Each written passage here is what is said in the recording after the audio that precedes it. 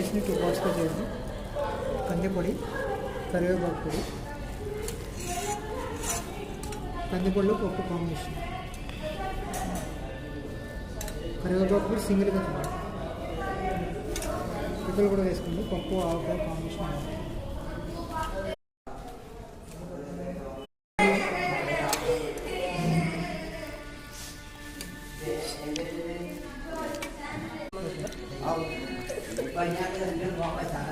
కాకినాడ సుబ్బయ్య గారిది గొట్టం కాజీ.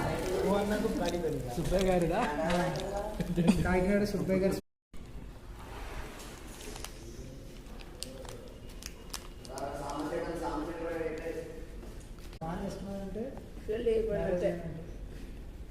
నేను ముందే తినేస్తాను.